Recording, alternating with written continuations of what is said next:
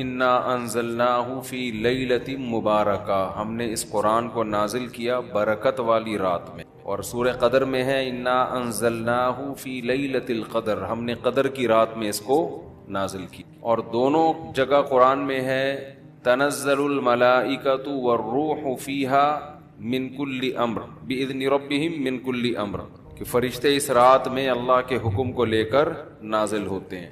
اور سورہ دخان میں کہا فیہا یفرق کل امر حکیم، ہر حکمت والے فیصلے اس رات میں کیے جاتے ہیں. تو یہ سب لیلۃ القدر کے بارے میں ہے، اس کو لوگ شب برات پر لے جاتے ہیں. اور قرآن میں ہے خیر من الف شہر، 1000 مہینے سے بہتر ہے. تو اس لیے لیلۃ القدر کو تلاش کرنا چاہیے. ہمیں متعین طور پر وہ بتائی نہیں گئی ہے، بتایا گیا تھا نبی صلی اللہ علیہ وسلم کو، لیکن آپ کو بھلا دیا گیا. اس میں حکمتیں ہیں، مصلحتیں ہیں. بڑی حکمت یہ ہے کہ اگر بتا دی جاتی تو ہم رمضان کے آخری عشرے میں پوری میں عبادت نہ کرتے، پورے سال سوتے رہتے، پورے رمضان سوتے رہتے، اور خاص اس رات کو کچھ اللہ اللہ کر لیتے. اور یہ بھی خطرہ تھا بتا دی جاتی تو اس میں گناہ کا عذاب بھی 1000 گنا، سینکڑوں گنا بڑھ جاتا، پھر حجت تمام ہو جاتی. پھر کوئی گناہگار یہ نہیں کہہ سکتا تھا کہ بھائی مجھے کیا پتا تھا آج لیلۃ القدر ہے. بڑا عذاب آ سکتا تھا اللہ کا، کوئی اس رات میں گناہ کرتا. تو اس لیے اللہ کی حکمت نے اس بات کا تقاضا کیا کہ اس رات کو چھپا دیا جائے. اب امکانات ہیں. پہلی بات تو رمضان میں ہوگی، اتنی بات تو تقریباً یقینی ہے. دوسری بات رمضان کے آخری عشرے میں ہوگی، یہ بھی تقریباً یقینی ہے. اب آخری عشرے میں پھر ہمیں یقینی نہیں بتایا کون سی رات، یہ بتا دیا گیا کہ طاق راتوں میں، ان راتوں میں امکان زیادہ ہے. اور بعض حضرات کے نزدیک 27ویں میں امکان اور بھی زیادہ ہے. بعض حضرات کا موقف ہے لیکن یقینی بات نہیں ہے. تو طاق راتوں میں یعنی کوشش تو کریں رمضان کے آخری عشرے میں عبادت کریں، ورنہ کم سے کم آخری درجہ کیا ہے کہ رمضان کی طاق راتوں میں خود بھی نماز، تلاوت اور دعا میں دل لگائیں، اور اپنے گھر والوں کو بھی نمازوں اور تلاوت میں لگائیں، دعاؤں کو بچوں کو بھی لگائیں. اٹھایا کریں رات کو جا کے کہ بیٹا اٹھو، تھوڑا اللہ اللہ کر لو، نماز پڑھ لو، کچھ اللہ سے دعائیں مانگ لو. دعا کو بہت فوکس کرنا چاہیے. آج کل دعاؤں کو چھوڑ دیا بالکل، حالانکہ سب سے بڑی عبادت ہی دعا ہے. دعا میں اللہ اور بندے کا جو کنیکشن ہوتا ہے نا، وہ نماز میں بھی نہیں بنتا، وہ تلاوت میں بھی نہیں بنتا. وہ جو تعلق بنتا ہے نا اللہ اور بندے کا دعا میں، وہ کسی عبادت میں نہیں بنتا. تلاوت کا مطلب تو یہ کہ اللہ آپ سے کیا کہہ رہا ہے وہ سن لیں آپ، اس میں تو یہ فائدہ ہوتا ہے. لیکن دعا میں تو آپ اللہ سے تعلق بڑھاتے ہیں نا، آپ اللہ سے مانگتے ہیں. اس لیے ان راتوں میں خوب گڑ گڑا کے لمبی لمبی دعائیں مانگنے کا معمول بنائیں. اعتکاف والے ساتھی بھی بیٹھ جائے کریں اکیلے میں، کہیں کچھ کر لیں، اللہ اللہ سب کچھ مانگ لیں، یہ سوچ کر کہ جو مانگیں گے اللہ ہمیں وہ دے گا. جب انسان مانگتا ہے نا پتہ نہیں ملے گا نہ ملے، تو پھر ملتا نہیں ہے. اللہ کہتا ہے جب تیرا میرے بارے میں یہ نظریہ ہے کہ میں دیتا ہی نہیں ہوں، تو پھر مانگتا رہے بیٹھ کے، میں نہیں دوں گا. اللہ میں استغنا بہت ہے. اللہ کا معاملہ یہ ہے کہ اللہ میں استغنا بہت ہے. اللہ کے سامنے جھکو گے تو وہ چھپڑ پھاڑ کے دے گا. تھوڑی سی بھی اکڑ دکھاؤ گے تو پھر اللہ کا کچھ نہیں بگاڑ سکتے، پھر خود ہی رلتے رہو گے، ساری زندگی برباد ہوتے رہو گے. جیسے نبی صلی اللہ علیہ وسلم نے ایک بوڑھے کو بخار میں دیکھا، فرمایا کہ طہور، یہ بخار تمہارے گناہوں کو معاف کرے گا، خیر برکت کا ذریعہ ہے. وہ بیچارہ کہیں غصے میں تھا، اس نے کہا یہ ایک بڈھے کو تنگ کرنے کے لیے آیا ہے. آپ نے فرمایا اب ایسا ہی ہوگا، یہ گناہوں کی معافی کا ذریعہ نہیں بنے گا. تو دعا میں مانگیں یہ سوچ کر کے یقینی طور پر اللہ میری دعا کو قبول کرے گا، اور بار بار مانگتے رہیں. مانگیں کیا، یہ بڑی پرابلم ہے، یہ بڑا مسلمان کے ساتھ مسئلہ ہے. بھائی بڑی بڑی چیزیں مانگیں اللہ تعالیٰ سے. سب سے بنیادی ضرورت ہماری کیا ہے؟ فَمَنْ زُحْزِحَ عَنِ النَّارِ وَأُدْخِلَ الْجَنَّةَ فَقَدْ فَازَ، جسے جہنم کی آگ سے بچا لیا گیا اور جنت میں داخل کر دیا گیا، وہ ہے اصل کامیاب. یہ مانگو اللہ تعالیٰ سے، اے اللہ مجھے جنت. مانگنے کا مطلب پتہ ہے کیا ہوتا ہے؟ یہ نہیں ہوتا کہ میں انہی بدماشیوں میں رہوں لیکن آخرت میں مجھے معاف کر کے جنت میں داخل کر دینا، یہ قطعاً مطلب نہیں ہے. جنت مانگنے کا مطلب یہ ہے کہ اے اللہ وہ کاموں کی توفیق دے دے جن کی وجہ سے جنت ملتی ہے. یہ تو بہت کفر ہے ایک طرح کا کہ میں رہوں ایسے ہی، اور یہ تو گویا اللہ کی آیات کا مذاق اڑانے والی بات ہوگی. تو ہدایت مانگے، ہدایت، سیدھا راستہ، ایسا راستہ کہ جس پہ چل کے کیا ملتی ہے؟ جنت. اس راستے پہ چلا دے، یہ سب سے زیادہ مانگا کریں. اور جو دین کے کام میں لگے ہوئے ہیں، مبلغین ہیں، علماء ہیں، دینی مدرسے کے طلباء ہیں، وہ ایک اور دعا بہت زیادہ مانگا کریں، کیونکہ ان کو صرف جنت تھوڑی چاہیے، ان کو تو یہ چاہیے کہ ہمیں اللہ نے پیغمبروں کا وارث بنایا ہے، تو ہم سے اے اللہ تو دین کا کام بہت زیادہ لے لے، جو ہمارا مقصد ہے، ہمارا ہدف ہے. اگر ایک عالم کاروبار کامیاب کر کے چلا گیا تو یہ کون سا تیر مار لیا اس نے؟ یہ کوئی اس کا اصل کام تھوڑی تھا. ایک عالم شادی کر کے 4 شادیاں کی اور دھڑا دھڑ بچے پیدا کر کے دنیا سے چلا گیا، کام تو یہ بھی اچھا کیا اس نے، لیکن یہ اس کا اصل ہدف؟ یہ تو کوئی بھی کر سکتا ہے. یہ تو ابو ظہبی کے جو سابق بادشاہ تھے، ان کے میرے خیال ہے 100 کے قریب کہا جاتا ہے بیٹے تھے ان کے، دھڑا دھڑ شادیاں کی انہوں نے. وہ لوگ تو پھر طلاقیں دے دے کے بھی کرتے رہتے ہیں نا عرب بادشاہ، انہیں کوئی نہیں پوچھتا کہ طلاق دے بھی ہم آپ اور نہیں، یہ گھر کا شروع کر دینا، پٹو گے برے طریقے سے. اور ویسے بھی شریعت میں پسندیدہ کام نہیں ہے طلاق دینا، کہ عرب لوگوں کے پاس پیسہ بہت ہے، وہ بھائی ایک بیوی کو طلاق دی، یہ بھائی بنگلہ دے دیا، وہ خوش ہوتی ہے، چل بھائی بنگلہ ملا، ایک اور شادی کی، تو ان کے ہو جاتے ہیں 100. تو عالم کا اصل کام کیا ہے؟ اللہ اس سے دین کا کام لے لے. جیسے پیغمبروں کو دنیا میں بھیجا گیا دین کی خدمت کے لیے، وہ اگر وہی نہ کریں تو پھر ان کا مقام اور مرتبہ ہے؟ ظاہر ہے ان کا مقام کس لیے؟ دین کی خدمت. تو جو دینی مدرسوں کے طلباء ہیں، علماء ہیں، ان کا تو یہ فرض ہے کہ اتنا مانگے اللہ سے کہ اللہ ہماری صلاحیتیں ضائع نہ ہوں، تو ہم سے دین کا بہت زیادہ کام لے لے. ایک عامی آدمی بھی یہ دعا مانگ سکتا ہے، لیکن طلباء اور علماء کے لیے اس کی اہمیت زیادہ ہے. تو اس میں ہمارے حضرت یہ دعا بتایا کرتے تھے، اے اللہ اخلاص کے ساتھ کام لے لے دین کا، کیونکہ دین کے کام میں بہت دفعہ ریاکاری آتی ہے. کام دین کا ہوتا ہے لیکن پھر آدمی کی اپنی انا شامل ہو جاتی ہے، اپنی پبلسٹی، میں بڑا بن جاؤں، میری پروموشن ہو، مجھے لوگ واہ واہ کریں، یہ نفس کی خواہش اس میں کیا ہوتی ہے؟ شامل. اور اس سے دین کا کام تو ہو جاتا ہے، آپ کو قیامت کے دن ٹکے کا بھی اجر نہیں ملتا. کیوں؟ حدیث میں آتا ہے ان اللہ رب یؤید ھذا الدین برجل فاجر او کما قال صلی اللہ علیہ وسلم. اللہ بعض دفعہ کسی فاسق سے بھی دین کا کام لے لیتے ہیں، اس کا اللہ کی نظر میں مقام نہیں ہوتا، لیکن بعض دفعہ کام اللہ اس سے لے لیتے ہیں، ہو جاتا ہے، لیکن مقبول نہیں ہوتا وہ. تو اخلاص کے ساتھ دین کے کام کی اللہ توفیق دے. کس کے ساتھ؟ اخلاص. دوسرا عافیت کے ساتھ. دین کے کاموں میں آزمائشیں بہت ہیں، جیلیں بھی ہیں، لوگوں کی صلواتیں بھی ہیں، تو انسان اللہ سے دعا یہی مانگے کہ عافیت کے ساتھ ہو جائے، آزمائشوں میں نہ گھروں میں. اور تیسری بات، قوت اور ہمت کے ساتھ. قوت الگ چیز ہے، ہمت الگ. پاور بھی ہو میرے پاس کام کی، کمزور آدمی دنیا میں کام نہیں کر سکتا، تو کام بھی قوت کے ساتھ ہو، پاور کے ساتھ، جاندار کام ہو، کچھ کر کے جاؤں دنیا سے. لوگ کہیں بھائی، لوگ کہے نہ کہے، اللہ کہے کہ کچھ کر کے گیا. لوگوں کو بعض دفعہ پتہ ہی نہیں ہوتا، کر کوئی اور رہا ہوتا ہے، کیش کوئی اور کرا رہا ہوتا ہے، تو اللہ کو پتہ ہے، اللہ کہے کہ واقعی تو کچھ کر کے آیا ہے. اور چوتھا، ہمت کے ساتھ.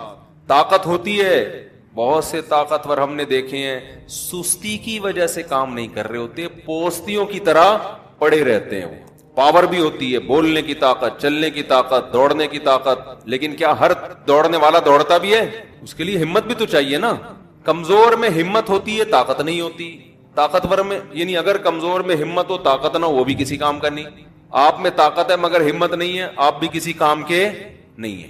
تو ہمت کے ساتھ. تو یہ 4 الفاظ کے ساتھ دعا مانگا کریں، اے اللہ دین کی خوب خدمت لے لے، اخلاص کے ساتھ، عافیت کے ساتھ، قوت اور ہمت کے ساتھ.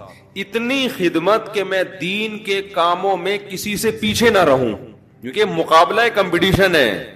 پہلے میں کبھی یہ دعا مانگتا تھا، بلکہ میں کیا، ہمارے ایک دوست تھے، وہ انہوں نے ہمارے شیخ کو خط لکھا کہ وہ میں یہ دعا مانگتا ہوں، اے اللہ میں دینی کاموں میں سب سے آگے نکل جاؤں، سب کو پیچھے چھوڑ دوں میں. حضرت نے فرمایا یہ سب کو پیچھے چھوڑنے والی دعا ٹھیک نہیں ہے. وہ کہیں گے ہمیں کیوں دعا میں ہرا رہا ہے، تو اپنے لیے مانگنا. یہ ایسا ہی ہے جیسے آپ کہہ رہے ہو اللہ مجھے اتنا پیسہ دے کہ وسیم سے زیادہ دے دے مجھے، وسیم مجھ سے پیچھے رہ جائے. تو وسیم کہے گا تو اللہ سے جتنا پیسہ مانگ، مجھے کیوں پیچھے کر رہا ہے اپنے، میں نے تیرا کیا بگاڑا ہے بھائی.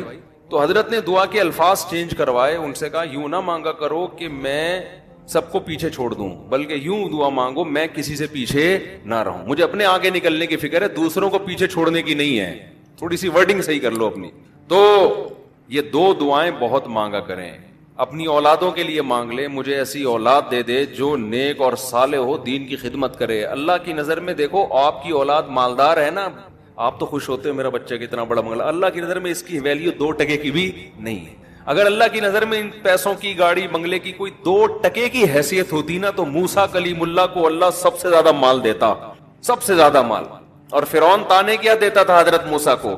مسکین، اس کے ہاتھ میں سونے کے کنگن نہیں ہے، میرے ہاتھ میں سونے کے کنگن، میرے پاس باغات جن کے نیچے نہریں بہتی ہیں، موسیٰ کے پاس کچھ بھی نہیں ہے، مسکین. آپ اپنی اولاد کو چاہتے ہو کروڑ پتی بن جائے، دولت مند بن جائے، یہ بابا بھائی مسافر خانہ ہے، لعنت بھیجو یار. بن جائے تو ٹھیک ہے، میں نہیں کہہ رہا ان کو غریب لاوارث چھوڑ کے جاؤ. فوکس کس کو کرو بھائی؟ نیک بن جائے، دیندار بن جائے، پرہیزگار بن جائے. اگر پرہیزگار بن گئی نا، اللہ پہ اعتماد اور تعلق ہو گیا، سوکھے ٹکڑوں میں بھی آپ کی اولاد خوش رہے گی. اور اگر پرہیزگار نہیں بنی تو میں نے کروڑ پتی باپ کو دیکھا ہے جس نے کروڑوں روپے کی جائیدادیں بچوں کے لیے تیار کی، اور وہی بچے باپ کو صبح شام ٹینشن بھی دے رہے ہیں اور خود بھی ڈپریشن کی گولیاں کھا رہے ہیں، وہ دین نہ ہونے کی وجہ سے. تو لیلۃ القدر میں کیا دعائیں مانگنی ہے؟ 2 دعاؤں کو فوکس زیادہ کرنا ہے. ایک ہدایت اپنے لیے بھی، اپنے ماں باپ کے لیے، بیوی اور بچوں کے لیے، اپنے بہن بھائیوں کے لیے، اور ان کی ازواج اور ان کی اولاد. یہ آپ کا فیملی کی کیا ہو گئی؟ کمپلیٹ. یوں دعا مانگے، اے اللہ عافیت والی زندگی دے، سیدھے راستے پہ چلا دے مجھے، میرے والدین کو، والدین میں باپ دادا سب آ گئے، نانا نانی سب آ گئے، میرے والدین کو، میرے بیوی بچوں کو، میرے بہن بھائیوں، ان کی ازواج اور ان کی اولاد. ازواج میں شوہر اور بیوی دونوں آ گئے ہیں، تو یہ آپ کی فیملی کیا ہو گئی؟ کمپلیٹ. تو یہ سب کے لیے دعا کر دی. تو چند دعائیں، اب موضوع چل پڑا ہے تو میں بتا دیتا ہوں جو مانگنی چاہیے، کیونکہ ہمارے یہاں دعا ہی نہیں، عجیب طریقے سے دعائیں مانگی جا رہی ہوتی ہیں. چند دعائیں بہت ضروری ہیں جو ان لیلۃ القدر میں آپ نے کثرت سے مانگنی ہے. ایک دعا سب سے پہلے میں نے بتایا کیا مانگنی ہے؟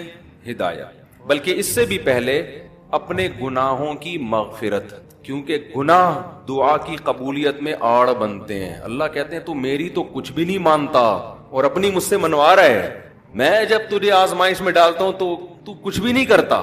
تو پہلے اللہ سے معذرت کر رہے ہیں، معافی مانگے. جو میرے گناہ ہو چکے معافی چاہتا ہوں، میں اقرار کرتا ہوں میں غلط ہوں، تو میرے گناہوں کو کیا کر دے؟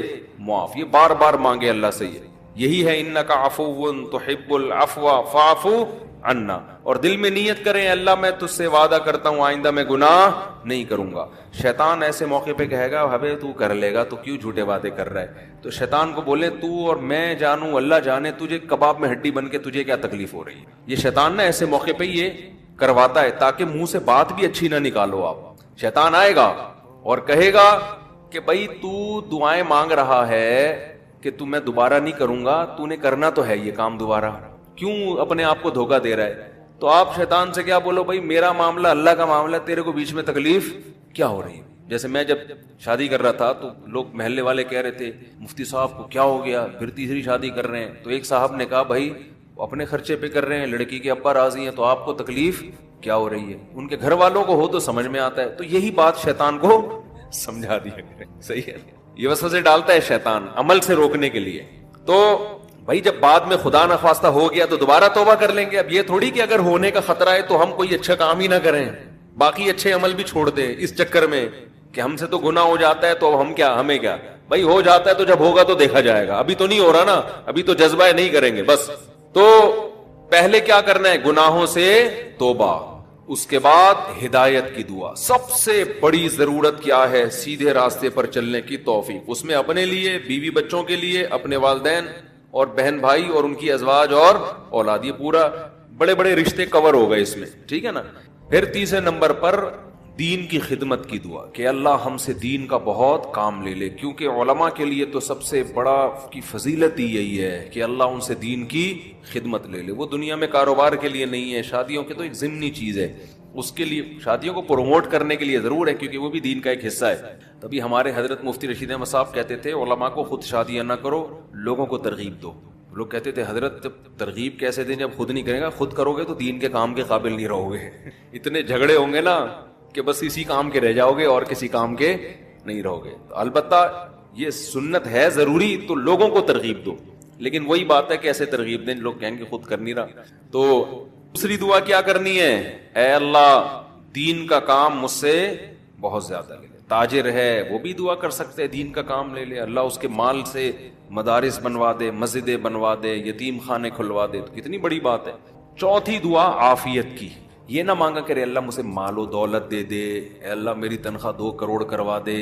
اس طرح کی دعائیں یہ جزیات ہیں, ہدف کو فوکس کرنا چاہیے. اللہم انی اسألک العفو والعافیہ, معافی چاہتا ہوں, عافیت والی زندگی, ٹینشنوں سے پاک زندگی چاہیے. اب وہ اللہ کی مرضی ہے, پیسہ دے کے ٹینشن سے پاک کر دے یا بغیر پیسے کے آپ کو ٹینشن فری بنا دے. عافیت چاہیے مجھے فی الدین والدنیا والآخرہ, دین میں بھی عافیت, میرا دین بھی مصیبتوں سے محفوظ رہے, میری دنیا بھی اور آخرت بھی. وفی اہلی و مالی, میرے گھر بار بھی پریشانیوں سے محفوظ رہے, بیوی بچے بھی, و مالی اور میرا مال بھی مصیبتوں سے محفوظ رہے. مالوں پہ ہلاکتیں آ جاتی ہیں, فیکٹریوں کو آگ لگ جاتی ہے, تو یہ بڑی جامع دعا ہے, سمجھتے ہو. اس کے بعد ایک دعا اللہ سے اور مانگ لو. شادی شدہ آدمی کے لیے گھر ایک بڑی ٹینشن ہوتا ہے نا, وہ کہہ سکتا ہے کہ میں اللہ سے مصیبت سے پناہ مانگ رہا ہوں, تو مصیبتیں تو میں نے گھر میں خود پالی ہوئی ہیں. شادی شدہ لوگ, بعض لوگوں کی یہ رائے ہوتی ہے, تو یوں دعا مانگو, ربنا حب لنا من ازواجنا وذریاتنا قرۃ اعین, اے اللہ ہمیں ہماری ازواج یعنی بیویوں اور اولاد کی طرف سے آنکھوں کی ٹھنڈک. یہ دعا عورت بھی مانگ سکتی ہے کیونکہ زوج کا لفظ بیوی پر بھی اور شوہر پر بھی. آنکھوں کی ٹھنڈک دے, ان کو ہماری آنکھوں کی ٹھنڈک بنا دے. جب ہم گھر آئیں تو خوشی ہو, میری وائف بیٹھی ہوئی ہے ماشاءاللہ, میرے بچے بیٹھے ہوئے, خوشی ہو. یہ نہ ہو کہ جب گھر آئے تو پتہ چلا بیگم میکے گئی ہوئی ہے تو خوشی سے پاگل ہو جائے آدمی, جیسے کہ آج کل ہو رہا ہے. وہ موقع ہی نہیں ملتا دیکھنے کا. وہ ایک آدمی کا دکھایا, اس کی بیوی میکے جا رہی ہے تو وہ بڑا پریشان نہ کہ یار جا رہی ہے, افسوس ہوا, اور ادھر منہ کر کے خوشی سے ناچ رہے ہیں. ٹھیک ہے نا, تو یہ کنڈیشن نہ ہو. اے اللہ ہمارے گھر والوں کو اور اولاد کو ہمارے لیے آنکھوں کی ٹھنڈک. آنکھوں کی ٹھنڈک کا یہاں مطلب یہ ہے کہ ان کو نیک بنا دے. ان کو کیا بنا دے؟ نیک, شریف, شرفا. نماز روزے میں لگے ہوئے ہوں, گھر جاؤ تلاوت کا ماحول ہو, دعاؤں میں لگے ہوئے ہوں, تلاوت کر رہے ہوں, تو جس کی فطرت صحیح ہو اسے یہ عمل دیکھ کر اس کی آنکھیں کیا ہو جاتی ہیں؟ ٹھنڈی. اور اگر آپ گھر میں گئے, بیگم صاحبہ ڈرامہ دیکھ رہی ہیں, سین چل رہا ہے بڑا ٹائٹ قسم کا نا, اور بچے بھی پب جی پہ لگے ہوئے ہیں, فلمیں دیکھ رہے ہیں, میوزک سن رہے ہیں, خدا کی قسم اس سے آپ کی آنکھیں ٹھنڈی نہیں ہوں. میں لوگوں سے کہتا ہوں اپنی بچی کو اسکارف پہناؤ, پراپر ڈریس پہناؤ, پھر دیکھو کتنی پیاری لگے گی آپ کو. اور آپ اس اسکارف جو ہے نا اور اسکرٹ پہنا دو, سلیو لیس کپڑے پہنا دو, آپ کو وہ آنکھوں کی ٹھنڈک نہیں لگے. گھر کا ماحول دینی ہو, طہارت کا, نماز کا, تلاوت کا, معمولات کا. تبلیغ والے کروا دیتے ہیں, اپنی عورتوں کو تبلیغ میں وقت لگواؤ گے تو گھر میں یہ معمولات شروع ہو جائیں گے. تبلیغ میں بڑی جان ہے. بڑے بڑے لوگوں کو میں نے دیکھا ہے, بیگم کنٹرول میں تھی, تبلیغ میں لے گئے, صحیح ہو گئی, گھر کا ماحول بن گیا. اور گھر کا ماحول عورت سے بنتا ہے, آدمی سے نہیں بنتا. تو آنکھوں کی ٹھنڈک بنا دے. وَجْعَلْنَا لِلْمُتَّقِينَ إِمَامًا, یہ اسی کی تفسیر ہے. اور ہمیں پرہیزگاروں کا امام بنا. یہ مطلب نہیں کہ اگلے الیکشن میں ہم جیت جائیں. پرہیزگاروں کا امام کا مطلب امام تو ہم ہیں ہی, ہمارے ماتحتوں کو پرہیزگار کر دے, اچھے لوگوں کے سربراہ ہوں ہم. تو بیوی بچے آپ کے ماتحت ہوتے ہیں نا, تو ہمیں ان کو کیا بنا دے, تو پرہیزگار بنا دے. تو یہ دعا بھی بہت امپورٹنٹ ہے. اللہ نے نیک لوگوں کی صفات میں یہ دعا بھی بیان کی ہے کہ وہ ہم سے یوں دعا مانگتے ہیں. اور 2 دعائیں اور جلدی سے بتا دوں, یہ ٹاپک نہیں تھا, لمبا ہوتا جا رہا ہے مسلسل, اس پہ میں مستقل انشاءاللہ بیان کروں گا. 2 دعائیں اور لیلۃ القدر میں, اور ویسے بھی معمول بنائیں. ایک دعا یہ کہ جہنم کی آگ سے خلاصی, بار بار قرآن یہ بیان کرتا ہے, جنت کی طلب اور جہنم کی آگ سے خلاصی.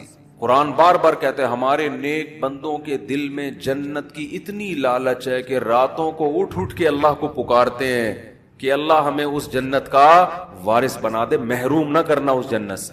جن کا آخرت پر ایمان نہیں ہے نا, انہوں نے جنت کو دوسرے درجے پہ رکھا ہوا ہے. میں بھی ہو سکتا ہے جنت ہو, مل جائے ٹھیک ہے, اس طرح سے مانگ رہے ہوتے ہیں. آپ مجھے بتاؤ دنیا میں آپ کو کوئی ایسا پیکج دیا جائے کہ یہ کر لو تو تمہیں پھر اس کے بدلے میں یہ ملے گا, اس میں 1000 گز کا بنگلہ ملے گا, اور ایسا بنگلہ ہوگا, کروڑوں روپے کا بنگلہ ہوگا, اس میں پھر تمہاری بڑی اچھی شادی ہو جائے گی, بہت خوبصورت بیوی ملے گی تمہیں, اور اس میں تمہاری خوراک ایسی ہوگی, تمہاری جوانی 100 سال تک رہے گی ہیں بھائی, اور تمہیں جناب کروڑوں کروڑوں روپے کی گاڑیاں ملیں گی.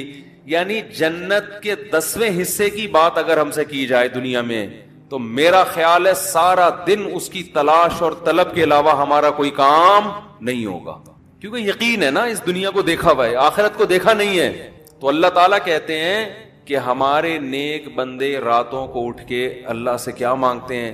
جنت. کہ اللہ ربنا وآتنا ما وعدتنا علی رسلک, اے اللہ تو نے پیغمبروں کی زبان سے جس جنت کا ہم سے وعدہ کیا ہے وہ اس وعدے سے ہمیں محروم نہ کرنا, وہ دینا ہمیں جنت, ہم محتاج ہیں اس کے, وہ بڑی دل نشیں جنت ہے. ایسا نہ ہو کہ نیک لوگ اس میں جا رہے ہوں اور ہمیں اس سے روک دیا جائے, اس وقت یہ منظر قہر بن کے گرے گا آپ کے اوپر, یہ بہت بڑی ٹینشن ہوگی.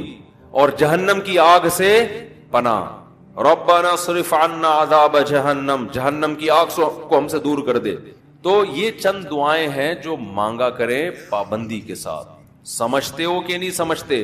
اور ایک آخری دعا, اگر آپ کے والدین دنیا سے جا چکے ہیں یا آباء و اجداد کوئی بھی جا چکے ہیں, ان کی مغفرت کی, ان کو بھولنا, جن میں والدین تو بہرحال وہ تو زندگی بھر نہیں بھولنا ان کو. جب مغفرت کی دعا تو سب سے پہلے اپنے والدین کے لیے الگ الگ مانگا کرو, باپ کے لیے الگ اور ماں کے لیے الگ, ہول سیل کے حساب سے نہ مانگا کرو. بعض لوگ ہول سے, یا اللہ جتنے بھی مرحومین دنیا سے جا چکے ہیں سب کی مغفرت فرما دے, تو مرحومین میں ابا بھی آ گئے, اماں بھی آ گئے, نانی بھی آ گئی, دادی بھی, سب ہول سے. دعاؤں میں ہول سیل نہیں چلتا, نام لے لے کے اس میں زیادہ خشوع و خضوع پیدا ہوتا ہے, سمجھتے ہو؟ اب ظاہر ہے سارے مرحومین کا تو نام لے نہیں سکتا نا, تو خود ہی مرحومین میں داخل ہو جائے گا تھوڑی دیر میں. تو چند اسپیسیفک مرحومین کا نام لے کے پھر ہول سیل کے حساب سے کہ جتنے دنیا سے مسلمان جا چکے ہیں اللہ مغفرت کرے. تو یہ کام ضرور کرنا چاہیے لیلۃ القدر میں. اور لیلۃ القدر میں مخصوص عبادت ثابت نہیں ہے. یہ جو چل رہا ہوتا ہے نا کہ پہلی رکعت میں یہ سورت پڑھیں, پھر یہ سورت پڑھیں, پھر یہ سورت پڑھیں, یہ سب چیزیں غیر ثابت ہیں, بدعت ہیں, ان سے اجتناب کریں. تمام دوائیں بچوں کی پہنچ سے دور رکھیں, تمام بدعتیں اپنی اور بچوں کی پہنچ سے دور رکھیں. تو لیلۃ القدر میں آپ سمپل نماز پڑھیں, زیادہ سے زیادہ دعا مانگیں, اور تسبیحات ہیں, تلاوت ہے, یہ کام کریں. سمجھتے ہو؟ دوسرا, جتھے نہ لگائیں لیلۃ القدر میں. اس کو بھی لوگوں نے ایک شو بنا لیا ہے. جتھے دوست احباب مسجدوں میں ٹوپیاں پہن کے جا رہے ہیں اور پھر بیٹھے ہوئے ہیں, گپے لگ رہی ہیں, ہاں ہلا گلا چل رہا ہے, پھر چلو جی جماعت سے نماز ہو رہی ہے. ٹھیک ہے, جماعت سے نماز بھی پڑھ سکتے ہیں, لیکن تراویح میں تو بڑی جماعتیں جائز ہیں, تو ثابت ہے خلفائے راشدین سے. تہجد میں بڑی جماعت ثابت نہیں ہے, لہذا یہ بھی بدعت ہے. تراویح تو ثابت ہے نا, اس میں تو جتنے پوری مسجد بھر جائے, لیکن تہجد میں اس طرح تداعی کہ اتنے لوگوں کو اکٹھا کرنا کہ قاری صاحب تہجد پڑھا رہے ہیں سب لوگ آ جاؤ, یہ نبی سے ثابت نہیں ہے. جب ثابت نہیں ہے تو جائز بھی نہیں ہے. تو اس لیے تہجد میں اگر کسی نے جماعت پڑھنی ہے 2-3 سے زیادہ افراد کو اکٹھا بولو نہ کریں, تاکہ زیادہ تعداد نہ ہو جائے لوگوں کی. لیکن بہتر یہی ہے کہ اپنے طور پہ پڑھیں تہجد. تراویح ہو گئی جماعت کے ساتھ, باقی نوافل کیسے پڑھیں؟ انفرادی میں الگ اللہ سے تعلق بنتا ہے, جماعت میں الگ تعلق بنتا ہے, تو اس میں انفرادی کو فوکس کریں. تو کوئی مخصوص صورتیں پڑھنا, پہلی رکعت میں یہ, دوسری میں یہ بھی بدعت ہے. صلاۃ التسبیح کی جماعت بھی جائز نہیں ہے, سمجھتے ہو؟ صلاۃ التسبیح انفرادی طور پر تھوڑا سا اختلافی مسئلہ ہے. جمہور علماء کے نزدیک سنت ہے, بعض کچھ علماء ایسے بھی گزرے ہیں جو صلاۃ التسبیح کو نہیں سنت مانتے. وجہ اس کی یہ ہے کہ وہ کہتے ہیں اس بارے میں کوئی بھی صحیح حدیث موجود نہیں ہے. لیکن چونکہ روایات کی کثرت ہے, اور کثرت سے جب روایات ہوتی ہیں تو درجہ حسن تک حدیث پہنچ جاتی ہے, اس بیس پر بہت سے علماء کی رائے یہی ہے کہ پڑھ لینی چاہیے. تو جو اختلافی مسئلہ ہو اس میں اگر کوئی بھی رائے رکھتا ہے تو اس میں شدت جائز نہیں ہے. سمجھتے ہو کہ نہیں سمجھتے؟ تو اچھا, میرا موقف چونکہ یہ والا ہے جو ابن تیمیہ رحمہ اللہ کا موقف تھا, تو میں کیا, میری اوقات کیا, بعض بڑے علماء کا بھی وہی موقف ہے, تو اس لیے تو میں بھی اسی موقف کو مانتا ہوں. لیکن کوئی فتویٰ میں یہی دیتا ہوں جو جمہور کا ہے کہ بھئی ٹھیک ہے, جو مفتہ بھی قول تو یہی ہے کہ پڑھ لینا چاہیے. عبداللہ بن مبارک، علامہ ناصر الدین البانی رحمہ اللہ نے اس مسئلے میں عبداللہ بن مبارک کی تقلید کی ہے.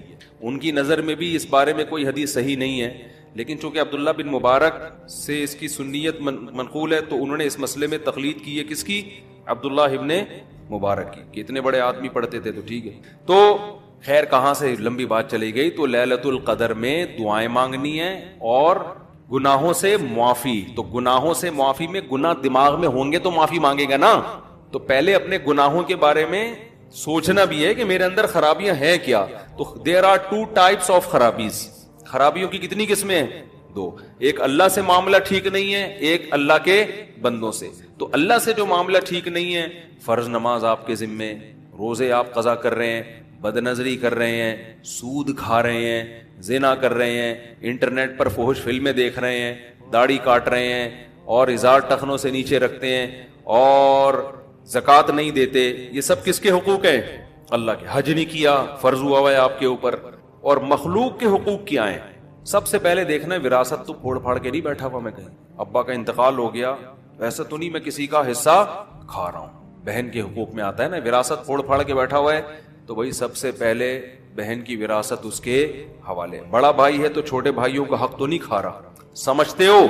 تو مخلوق میں سب سے پہلے مالی حقوق ہے. پھر دیکھو قطع رحمی تو نہیں کی ہوئی، ایسا تو نہیں کوئی قریبی رشتہ دار ہو جس کو پورے پورے سال آپ پوچھنے کی توفیق ہی نہیں ملتی.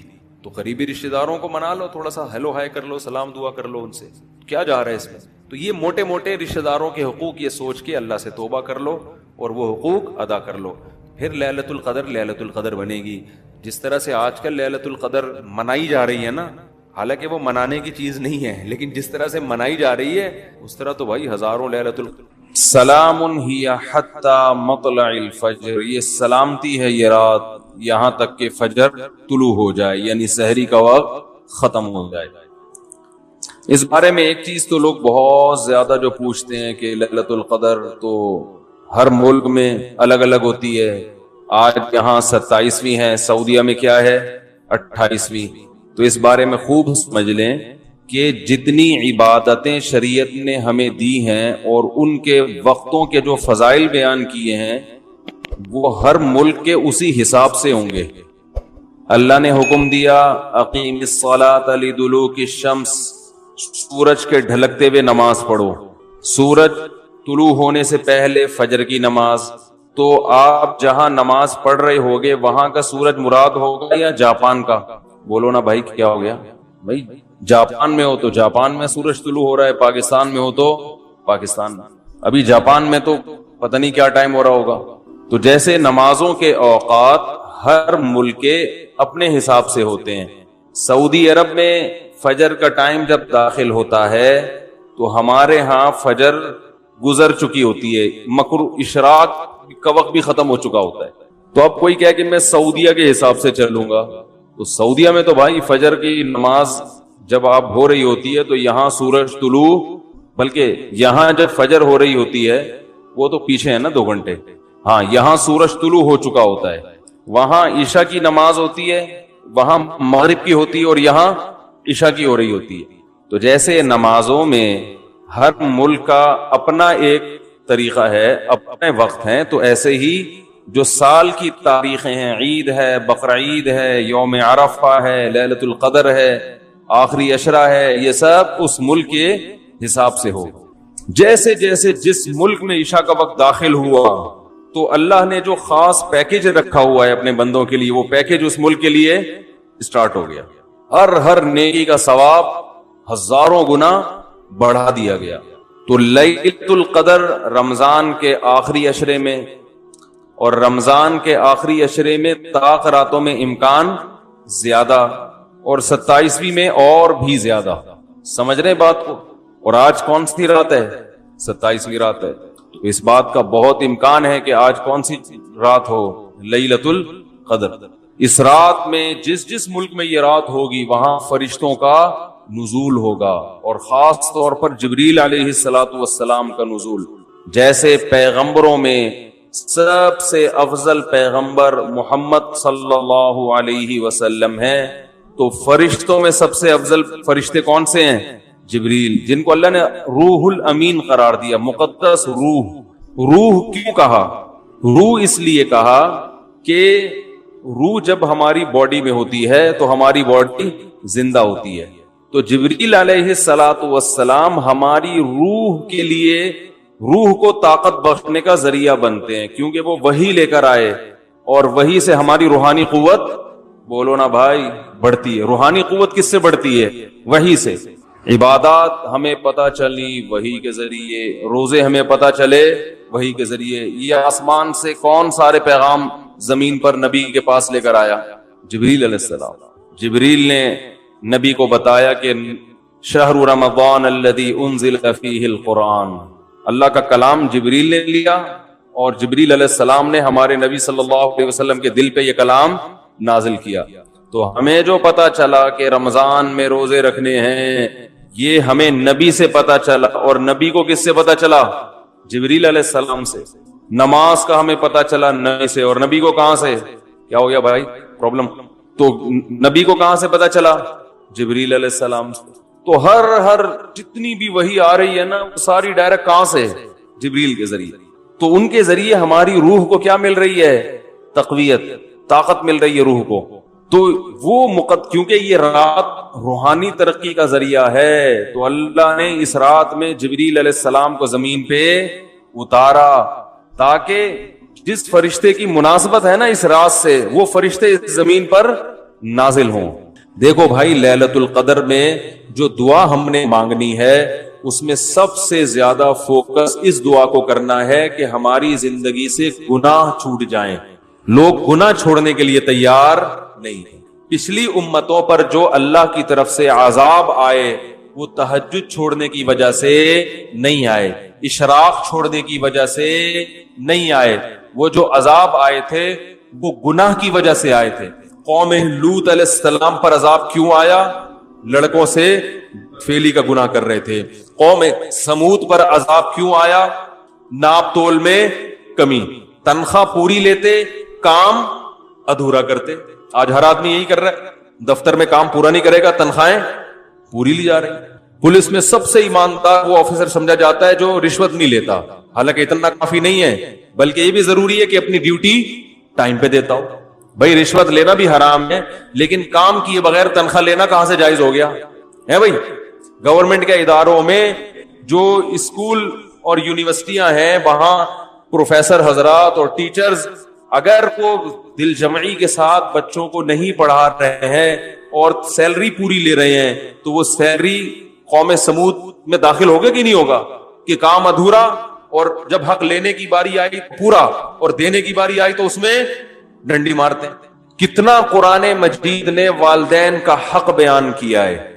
لا تقل لہما اف، اف بھی نہیں کرنا ہے، بہت زیادہ قضا کا لفظ استعمال کیا۔ تیرے رب نے فیصلہ کر دیا کہ ماں باپ سے اچھا سلوک کرنا ہے، فیصلے کا لفظ استعمال کیا۔ کہتے ہیں نا عدالت نے فیصلہ سنا دیا، اس کی ویلیو ہوتی ہے۔ ایک جگہ فرمایا ووصینا، وصیت کر دی ہے۔ وصیت کہتے ہیں مرتے ہوئے جو انسان جو بات کہہ کے جا رہا ہوتا ہے۔ اللہ پر تو موت نہیں آئی، لیکن اللہ کہہ رہے ہیں اتنی تاکید سے یہ بات کہہ رہا ہوں جیسے کوئی دنیا سے جانے والا تاکید سے کہتا ہے نا، تو وہ معمولی حکم نہیں ہوتا، بہت سخت آرڈر ہوتا ہے۔ تو والدین کے بارے میں بھی اللہ نے کہا معمولی حکم نہ سمجھنا، بہت شدید آرڈر دے رہا ہوں کہ والدین کے ساتھ اچھا سلوک کرنا ہے، خدمت کرنی ہے۔ ایسے لوگ ہیں 10 سال سے والد صاحب قومے میں گئے ہوئے ہیں، خدمت کر رہے ہیں ان کی۔ اور ایسے لوگ بھی میں نے واقعہ سنایا تھا نا پچھلے ہفتے کا، اپنے باپ کو لے کے جا رہے ہیں ہاسپٹل، باپ بول رہا ہے زیادہ، تو ابا کو کہہ رہا ہے ابا چپ کر جاؤ ورنہ عیدی سینٹر میں جمع کرا دوں گا، چپ کر جاؤ ورنہ اولڈ ہوم میں جمع کرا دوں گا۔ زیادہ نہیں، یہ بہت گھٹیا جملہ ہے، بہت غلیظ جملہ ہے یہ۔ آپ نہیں کہہ سکتے باپ کو یہ جملہ، وہ جو مرضی بولے، آپ نے بہرحال اس کی خدمت کرنی ہے، ماں کی بھی اور باپ کی بھی، بہت بڑا حق ہے۔ تو لیلۃ القدر میں ان گناہوں سے توبہ کرنی ہے۔ اگر توبہ کی توفیق نہیں مل رہی تو اللہ سے توبہ کی توفیق مانگنی ہے کہ اللہ میرے باپ کے ساتھ میرا سلوک اچھا نہیں ہے، تو مجھے باپ کے ساتھ نرم لہجے میں بات کرنے کی توفیق عطا فرما۔ مائیں بیٹیاں ماؤں کے ساتھ اچھا سلوک نہیں کرتی، گریبان پکڑتی ہیں ماؤں کا، تانے دیتی ہیں۔ کہیں شادی ہو گئی نا بچے کی غلط سسرال، ماں کو تانے دیں گی آپ نے کرایا یہ۔ بھائی ماں کب بیٹی کے لیے برا سوچتی ہے؟ مقدر میں تھا، ہو گیا، آپ نے کیا یہ آپ کی وجہ سے ہوا ہے. بہت غلیظ جملہ ہے, تانے دیے جا رہے ہیں, برا بلا کہا جا رہا ہے. تو اللہ سے ان بیٹیوں نے ہاتھ اٹھا کے توبہ کرنی ہے. اے اللہ, ماں کے ساتھ بدسلوکی اس جرم سے میں توبہ کرتی ہوں. اے اللہ تو مجھے اس توبہ پر قائم رہنے کی توفیق عطا فرما. نبی صلی اللہ علیہ وسلم نے فرمایا وہ عورت جنت میں داخل نہیں ہو سکتی جس کی موت اس حال میں ہو کہ اس کا شوہر اس سے راضی نہ ہو. کتنی خواتین ہیں, شوہر بیسک حقوق ادا کر رہا ہے مگر اس سے تمیز سے بات بولو بھائی نہیں کرتے. سب سے بڑا حق تو والدین سے اطاعت میں تو اللہ نے عورت کے لیے شوہر کا حق والدین سے بھی زیادہ کر دیا. ہم کوئی انگریز تھوڑی ہیں کہ ہر آدمی اپنے اپنے طریقے کی زندگی گزار رہے ہیں. وہاں میاں بیوی کا تعلق ایک قانونی ہوتا ہے, وہ تمیز سے بات کرو تو ہم بھی کریں گے, نہیں تو تم بھی نکلو یہاں سے ہم بھی نکلیں. کوئی ریلیشن تھوڑی ہے. سوشل ڈسٹینس کے پیپر لیے ہوئے ہیں میاں بیوی نے عدالت سے. میاں ادھر سوئے گا, بیگم ادھر. کوئی پوچھے بھائی وہ ادھر کیوں سو رہا ہے, تم ادھر کیوں سو رہے, بھائی ہمارے پاس ڈاکومنٹس ہیں, گورنمنٹ نے ہمیں اجازت دی ہے کہ ہمارے آپس میں اختلافات, تم وہاں سو گے تم وہاں, تو بھائی وہ تھوڑا باہر نکل کے گلی میں سو جا پھر. تو یہ کوئی ریلیشن ہے؟ عجیب پاگلوں والی زندگی ہے. تو کتوں کو گلے لگا رہے ہیں, انسان سے دور. تو قربانی دینی پڑتی ہے رشتے نبھانے کے لیے. تو شوہر کا بہت بڑا حق ہے کس پر؟ بیوی پر. عورت کو وفا کرنی اپنے شوہر کے ساتھ. وہ اگر گھر میں نہیں ہے, سفر پہ گیا ہے, تو خیانت نہیں کرنی ہے. ایسے شخص سے بات نہیں کرنی ہے جس سے آپ کا شوہر بات کرنے سے خوش نہیں ہوتا. اجازت نہیں ہے. آپ جہاں میاں باہر نکلا فوراً فون ملا لیا, گپیں ہو رہی ہیں, میسج بازیاں چل رہی ہیں. اور مرد کو حکم ہے کہ وہ عورت کمزور اللہ نے پیدا کی تو اس کی کمزوری سے ناجائز فائدہ بولو بھائی نہ اٹھائے. آپ صلی اللہ علیہ وسلم نے حجۃ الوداع کے موقع پر جو خطبہ دیا نا, وہ آخری خطبہ, اس میں صحابہ کہتے ہیں ہم سمجھ رہے تھے کہ اب نبی دنیا سے جا رہے ہیں, تو آپ نے خطبہ دیا کہ اللہ نے ان عورتوں کو تمہارے ماتحت رکھا ہے, اس لیے نہیں کہ تم ظلم کرنا شروع کر دو, ان پر تمہاری اتنی اطاعت واجب ہے کہ تمہاری مرضی کے بغیر گھر سے نہ نکلیں, تمہاری مرضی کے بغیر کسی کو گھر میں داخل نہ ہونے دیں, اور تمہارے مال میں خیانت نہ کریں. فرمائے اس کے بعد تمہارے حقوق ہیں ان کے اوپر, تم پر حقوق ہیں ان کے. وہ کیا ہے کہ جو خود کھاؤ وہ ان کو کھلاؤ, جیسا خود پہنو ویسا ان کو پہناؤ. بعض عورتوں کی شکایت آتی ہے میاں گھر میں آتا ہے جیسے چنگیز خان یا ہلاکو خان گھر میں داخل ہوا ہے, تمیز سے نہ سلام نہ بات چیت, ہر وقت ناک پہ. دوستوں میں بیٹھے گا ہاں ہاں بڑا اچھا, جیسے کسی دوست کو لا کے بٹھا دو نا ایک دم موڈ چین, اور ہاں ہاں بڑی گپ شپ. گھر میں جیسے ہی آئے گا جیسے کچھ چنگیز خان گھر میں داخل ہو رہا ہے. تو آپ صلی اللہ علیہ وسلم جب گھر میں آتے, امی عائشہ فرماتی ہیں مسکراتے ہوئے چہرے کے ساتھ مسکراتے ہوئے داخل ہوتے تھے. تو بھائی ان جرائم سے کیا کرنی ہے توبہ. اگر رشتہ داروں میں آپس میں کوئی بھائی بہنوں میں ناراضی چل رہی ہے تو آپ صلی اللہ علیہ وسلم نے فرمایا رشتہ داری توڑنے والا جنت میں بولو نا بھائی نہیں جائے گا.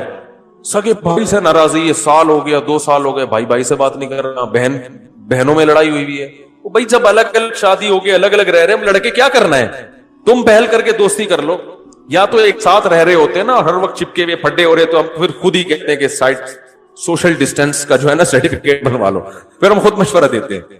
جب الگ الگ ہے, وہ بہن اپنے میاں کے ساتھ رہ رہی ہے, وہ بھائی اپنی بیگم کے ساتھ الگ رہ رہا ہے, پھر کیوں لڑ رہے ہو؟ اگر لڑائی ہو گئی ہے سوری کرنے میں پہل کر لو. بھائی اس کی غلطی نہیں بھی آپ کی ہے تو آپ معافی مانگ لو گے تو ثواب ہی ملے گا نا. لوگ کہتے میں نیچے میں چھوٹا ہو جاؤں گا, تو نبی نے فرمایا من تواضع للہ رفعہ اللہ, جو اللہ کے لیے جھکتا ہے اللہ اسے اٹھا لیتے ہیں, بلند کر دیتے ہیں. تو رشتہ داری جوڑنے کے لیے اپنے خونی رشتوں کو ہدیہ دینا سیکھو. خونی رشتے پیسے سمجھ رہے ہو, دعوتوں سے دوستی نہیں ہوتی. لوگ کیا کرتے ہیں, آج بہن کو عید پہ ہم نے دعوت بلا لی, بہت اچھی بات ہے, بلائیں بہنوں کو. اصل چیز ہے کیش, یہ دینا چھوڑ دیا کیونکہ اس سے جان نکلتی ہے. پیسے نہیں دیے جاتے آج. منتیں مانیں گے روزے کی, منتیں مانیں گے نمازوں کی, صدقے کی منتیں مارکیٹ سے شارٹ. ٹھیک ہے نا, اے اللہ میرا یہ کام ہو جائے تو اتنے روزے رکھوں گا, خواتین بھی مانے اتنے روزے رکھوں گا. پہلے صحابہ جو منتیں مانتے تھے نا وہ یہ کہ میرا یہ کام ہو گیا تو اتنے پیسے صدقہ کروں گا. پیسے مارکیٹ سے کیا ہو رہے ہیں کہ اللہ تو میرا سارے بھی کام بنا دے, پیسے جیب کے کام ہی یہی ہے کہ پیسے بچ جائیں, یہی تو کام ہے. تو وہی کام میں کیسے قربان کر دوں؟ تو رشتہ داروں کو پیسے دیا کرو، پیسے روکڑا، سمجھ رہے ہو؟ بھائی کو لفافے میں ڈال کے ڈالر دو، یہ ہدیہ ہے آپ کو۔ اگر وہ اپنی توہین محسوس کرتا ہے، چھوٹا بھائی مجھے کیوں ہدیہ دے رہا ہے، سائٹوں سے بھجوا دو، کسی دوست کو بولو یہ تم دے دینا، میرا نام نہیں آنا چاہیے۔ نہیں یار میرا خیال ہے بات۔ بہنوں کو ہدیہ دے دیا کرو، زکات دے رہے ہوتے ہیں بہنوں کو، ٹھیک ہے زکات بھی دینا جائز ہے، ثواب ملے گا، لیکن زکات دینے کا مقصد ہوتا ہے کہ اب اپنی ذمہ داری ہماری کیا ہو گئی پوری۔ بھائی زکات تو غریبوں کا حق ہے، بہن غریب ہے تو ایک تو اس لحاظ سے، لیکن بہن کا حق تو اس لحاظ سے بھی ہے کہ وہ بہن ہے، اس کو تو زکات کے علاوہ بھی دو نا بھائی۔ تو خونی رشتوں کا جو حساب کتاب ہے وہ کیا ہو رہا ہے؟ ختم۔ ایک بات میں خواتین سے کہتا ہوں، آپ کے بچوں پہ اگر آپ کا دیور ہاتھ اٹھائے تو آگے سے بولا مت کرو۔ بچے پہ باپ کا بھی حق ہے، چچا کا بھی حق ہے تربیت میں، وہ بھی تو لگتا ہے نا کچھ۔ چچا نے اگر اپنے بھتیجے پہ سختی کی، ڈانٹ دی، تو بچے کو یہ نہ سکھایا کرو کہ تم کون ہوتے ہو میری اولاد پہ ہاتھ اٹھانے والے۔ بچے کو بتاؤ کہ یہ بھی آپ کے چاچو ہیں، ان کا بھی رشتہ ہے، یہ بڑے ہیں، اگر انہوں نے کبھی ہاتھ اٹھا لیا، کبھی سختی کر لی تو بیٹا برداشت کرنا ہے۔ فوراً لڑائی شروع ہو جاتی ہے۔ دیور نے ہاتھ اٹھا کے مارا تو اپنے میاں کو بتاتی ہیں بھائی کہ آپ تو چلو باپ ہو، یہ کون ہوتا ہے ہمارے معاملات میں دخل اندازی کرنے والا؟ وہ پھر کبھی بھی دخل اندازی نہیں کرے گا، جاؤ تمہارے بچے تم سنبھالو۔ پھر وہ جب بھتیجی بڑی ہوگی، اس کی شادی بھی فکر ہوگی، تمہاری ٹینشن ہے، ہماری ٹینشن، ارے بول لو نا یار، نہیں ہے ہماری ٹینشن نہیں۔ پھر جب وہ بیٹا بڑا ہوگا، اس کو روزگار کی ضرورت ہوگی، چاچو بولے گا تمہاری ٹینشن ہے، میری ٹینشن نہیں ہے، میں کیوں تعاون کروں بزنس میں اس کے ساتھ، میں کیوں جاب دلواؤں، میرے تعلقات ہیں میں کیوں دلواؤں، میرا کیا ہے، ہاتھ تو اٹھانے دیا نہیں، اس وقت غیر تھا، اب اپنا کیسے بناؤں؟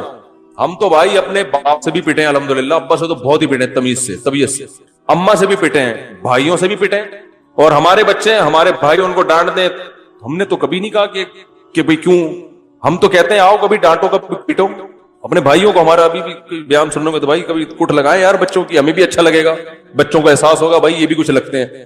تو خواتین سے محبت کی کا حکم ہے، ان کو باپ بنانے کی اجازت بولو بھائی نہیں۔ اگر آپ کی بیوی آپ کے بھائی کو بچوں پہ سختی کرنے یا نصیحت کرنے نہیں دے رہی تو بیگم کو بتاؤ بیگم اس میں تمہارا نقصان ہے، اس سے ریلیشن کیا ہوگا؟ کمزور، ریلیشن کمزور ہو جائے گا اس سے۔ کل میں زندہ رہتا ہوں نہیں رہتا کس کو پتا ہے، میں مر جاتا ہوں تو یہی باپ بن کے پالے گا اس کو، بھائی پالتے ہیں نا، چچا ہی تو پالتے ہیں پھر۔ تو اسی طرح ماموں ہے، ہم تو بھائی اپنے ماموں سے تک ڈانٹ کھاتے ہیں، اب تک ڈانٹ کھاتے ہیں۔ کبھی ہمارے ماموں نے آ کے ڈانٹا ہو تو ہمارے ابا کو شکایت نہیں ہوئی ابے تم کون ہوتے ہو آ کے، ایسا ہے میرے بچے ہیں سسرال کا، میں اپنے سسرال کی انٹرفیئرنس برداشت نہیں کروں گا۔ یہ اب کے ڈائلاگ ہے، پرانے زمانے میں اس کو بد اخلاقی سمجھی جاتی تھی، بدتمیزی سمجھا جاتا تھا اس کو۔ کیسے سمجھائیں بھائی، کاش پولیس کی سمجھ میں آ جائے تو پھر پولیس سمجھائے گی آپ کو، لیکن ان کو بھی سمجھانا بہت مشکل۔ تو ماموں بھی بڑا ہے بھائی، وہ آپ کی ماں کی طرف سے بڑا ہے نا، ماموں نے آگے بھانجوں پہ ہاتھ اٹھا لیا تو شوہر بچوں کے باپ کو تکلیف ہو کہ تمہارے بھائی میرے بچوں پہ سختی کیوں کر رہے ہیں؟ بھائی تمہارے بھائی اس کے بچوں کے ماموں لگتے ہیں، تو ماموں کا حق ہے کہ بھانجوں کو سلواتیں سنائے، ڈانٹے۔ پٹھانوں میں ایک چیز بڑی اچھی ہے، کوئی بھی کوٹ کے چلا جائے، خاندان میں سب کیا ہوتی ہے ٹائٹ ہے، فیملی ریلیشن بڑا مضبوط ہے۔ آپ کے پی کے جائیں پشاور اور یہ سوات وغیرہ میں تو جاتا رہتا ہوں نا، کزن آئے گا نا، وہ کہے گا بچے کھیل رہے ہوں گے نا، کزن بڑا کزن ہے، وہ آ کے بچوں کو چٹکی دکھائے گا، بولے چلو شاباش مغرب کے ٹائم ہو گھر، سارے بچے اس کے بھتیجے بھانجے اپنے بچے سب ایک ہی طرح سے ڈیل کر رہے ہوتے ہیں۔ وہ نہیں دیکھتے کہ یہ میرا ابا ہے یا چاچا ہے یا تایا ہے یا ماموں ہے، خاندان کا ایک بڑا آئے گا چٹکی بجائے گا، بولے پتلی گلی سے نکلو سارے چلے جائیں، کیونکہ خاندان کے سارے بڑوں کو باپ جیسا رائٹ ہی حاصل ہے، سارے ننیال کو ماں کے حقوق ہیں اور سارے ددیال کو باپ کے حقوق۔ تو یہ اللہ نے رشتہ داری جوڑنے کو فرض قرار دیا ہے، تو اس کو بھی کریں کہ بھائی اپنے خاندان میں اپنے بچوں کو بڑوں کا ادب سکھائیں، ان کو ورغلائیں نہ کریں۔ ہاں کبھی سختی کر لے تو الگ سے لے جا کے سمجھائیں، بھائی ایک چماٹ کافی تھا، 6 بلا وجہ لگا دی آپ نے، الگ بچے کے سامنے نہیں، ایک تھپڑ تھا چلو 2 بنتے ہیں، آپ بلا وجہ کوٹے جا رہے ہو، اس سے تو بد اخلاق ہو جائے گا، تو سائڈ پہ لے جا کے چھاؤں میں آ کے ٹھیک ہے بھائی۔ بچے کو تو ہم یہی کہیں گے کہ 6 مارے، 6 اور مارنے چاہیے تھی، لیکن آپ تھوڑا سا خیال کرو، تھپڑ پہ آپ کا ہاتھ بھی دیکھو کتنا بڑا ہے، بعض لوگوں کا تھپڑ اتنا بڑا ہوتا ہے وہ ایک لگے نا تو پورا چھپ جاتا ہے، تو تمیز الگ سے سامنے نہیں۔ تو رشتہ داری توڑنے کا جرم ہمارے معاشرے میں ہو رہا ہے, بینکوں میں سود لینے کا جرم ہو رہا ہے, سودی بینکوں میں سودی ملازمت کا جرم ہو رہا ہے, رشوت لینے کا جرم ہو رہا ہے, لڑکوں سے بدفعلی, لڑکیوں سے حرام دوستیاں, زنا, یہ سارے ہمارے معاشرے کے جرائم ہیں. یا تو بھائی انگریز بن جاؤ, انگریز کے ہاں کوئی لیلۃ القدر نہیں ہوتی, نہ کوئی توبہ طائب, کچھ بھی نہیں ہوتا ان کے یہاں. لائف کو انجوائے کرو, انٹرٹین کرو, مزے اڑاؤ اور پتلی گلی سے نکل لو. ٹھیک ہے, تو اگر یہ نظریہ ہے تو جتنی ٹینشن مذہب کی لی ہوئی ہے اتنی ٹینشن لینے کی بھی ضرورت نہیں. پھر تو نہ رمضان, نہ شوال, نہ تراویح, نہ عید. پھر کیا عید چاند 29 کا ہوتا ہے, 30 کا ہوتا ہے, پھر کیا کرنا ہے جب روزانہ عید ہے نا. پھر تو کل سے ہی پراٹھے کھانا شروع کر دو دن میں. آج 27ویں رات ہے, کل 27واں روزہ ہے, کل صبح اٹھ کے کھاؤ طبیعت سے پھوڑو. انگریز تو سارے انگریز صبح اٹھ کے روزہ رکھیں گے, کل ہیں پھوڑیں گے, برگر کھائیں گے, پیزا کھائیں گے. ان کو تھوڑی اس سے ٹینشن ہے رمضان کیا ہے, شوال کیا ہے, حج کیا ہے, حج ہوگا کہ نہیں ہوگا. لوگ پوچھ رہے ہیں نا, گورے نے کبھی پوچھا حج ہو رہا ہے کہ نہیں ہو رہا؟ بھائی تمہاری ہڈی کا ہمارا نہیں ہے. تو یا تو مکمل گورے بن جاؤ, اور اگر مکمل گورے نہیں بن سکتے تو بھائی اگر آخرت پر ایمان ہے تو پھر بڑے بڑے جرائم. انٹرنیٹ پر بیہودہ فلمیں دیکھی جا رہی ہیں. کچھ چیزیں ایسی ہیں, بس یہ آخری بات کر کے بیان ختم کرتا ہوں, کچھ چیزیں ایسی ہیں جن کی باڈی کو لت پڑ جاتی ہے, تو ان میں صرف توبہ کافی نہیں ہوتی, کسی سے کاؤنسلنگ کی ضرورت ہوتی ہے. جیسے چرس کی عادت پڑ گئی یا ہیروئن کی عادت پڑ گئی, کسی ہیروئن جی نے ہمارا بیان سنا اور توبہ کر لی جا کے, آئندہ ہیروئن نہیں پیوں گا. تو کیا خیال ہے نہیں پیے گا آئندہ؟ وہ تو ابھی پی کے آیا تھا نا, اس لیے توبہ کر لی, ابھی تو ٹھنڈا ہوا ہے. جب ہیروئن کی طلب پیدا ہوگی تو جسم مچلے گا, چاہیے چاہیے. مفتی صاحب بیان کر رہے تھے, قرآن میں آتا ہے حرام, حدیث میں حرام, جہنم کی آگ, چولہے پہ جائے گا, آگ دیکھے گا, بڑی خطرناک ہے بھائی. لیکن جو آگ اندر جل رہی ہے تو یہ باڈی کی ریکوائرمنٹ ہوتی ہے. تو ایسے ہیروئن چی کو کہا جائے گا بھائی ہیروئن سے توبہ بھی کرنی ہے اور فوراً قریبی ڈاکٹر سے رجوع بھی کرنا ہے, کہ وہ ہیروئن کے علاوہ کوئی ایسا ٹیکا فی الحال لگا دے, چرس پہ لے آئے. ٹھیک ہے, چرس تھوڑی سی خالص چرس پہ لا دے آپ, وہ آہستہ آہستہ آہستہ آہستہ کیا کرے گا, چھڑوائے گا. تو جن لوگوں کو انٹرنیٹ پر فحش فلموں کی عادت پڑ جاتی ہے, یہ عادت باڈی کی ریکوائرمنٹ ہوتی ہے. پھر وہ توبہ کر بھی لیتے ہیں نا تو تھوڑے دنوں میں پھر خیالات, پھر ایک جسم جو ہے نا تڑپنا شروع ہوتا ہے. تو ایسے موقع پہ کسی اللہ والے سے اصلاحی تعلق بھی ضروری. اور میں ایسے نوجوانوں کو کہتا ہوں کسی ماہر نفسیات سے بھی رابطہ کرو جو خود یہ فلمیں نہ دیکھتا ہو, کیونکہ بعض ڈاکٹر خود یہ کام کر رہے ہوتے ہیں, ان کو یہ برائی سمجھتے ہی نہیں ہے. کہنے کیا ہے نفسیات, انٹرٹین تھوڑا سا, وہ ان کی اپنی انگلش ہوتی ہے ان کی. بعض ڈاکٹر الٹا لوگوں کو الٹے کاموں پہ لگا رہے ہوتے ہیں, کہہ رہے ہیں یار اتنا بھی اسٹریس جو ہے نا لائف میں صحیح نہیں ہے, اسٹریس کو ختم کرنے کے لیے. حالانکہ اس سے اسٹریس ختم نہیں ہوتی, اسٹریس بڑھتی ہے. جیسے کوئی کہے اسٹریس ختم کرنے کے لیے ہیروئن پی لو, پینے کے بعد تو ایسی اسٹریس ختم ہوگی کہ آپ کو لگے گا دنیا میں مجھ سے زیادہ خوش کوئی ہے نہیں. لیکن اسٹریس اس سے بڑھتی ہے, پھر اور مانگے گا اور پھر اسٹریس سے ہی مر جائے گا وہ جا کے. تو ایسا ہی یہ جو فحش چیزیں دیکھی جاتی ہیں یہ اسٹریس کو وقتی طور پہ ختم کرتی ہیں, حقیقت میں اسٹریس کو بڑھاتی ہیں. ایسا آدمی خوش نہیں رہ سکتا. تو کسی کو زنا کی عادت پڑ گئی اور کسی اور طرح سے اپنی خواہش پوری کرنے کی عادت پڑ گئی, انٹرنیٹ پر فحش فلمیں دیکھنے کی عادت پڑ گئی, تو توبہ بھی کرنی ہے اور ساتھ ساتھ علاج کے لیے جسمانی اور روحانی دونوں معالج سے رابطہ بھی کرنا. جسمانی معالج تو ماہر نفسیات ہیں, بہت سے ماہر نفسیات کو اللہ نے بڑی مہارت دی ہوتی ہے, ان سے رابطہ کریں. ملک میں بہت ہیں, کراچی میں بہت ہیں, ان کے پاس جائیں, بولیں بھائی اگر وہ کہنا کوئی فرق نہیں پڑتا, بولو بھائی فرق پڑتا ہے, مجھے یہ بیماری چھڑواؤ, ٹھیک ہے نا, مجھے یہ عادت چھڑوانی ہے, میں آپ کو فیس اسی چیز کی دوں گا, جس دن آپ نے چھڑوا دیا اتنے پیسے آپ, لیکن وہ ایڈوانس میں لے لیتے ہیں فیس. تو کچھ خرچ کرو نا اللہ کے لیے. تو ماہر نفسیات کے پاس بھی جائیں اور اللہ والوں سے اصلاحی تعلق بھی قائم کریں.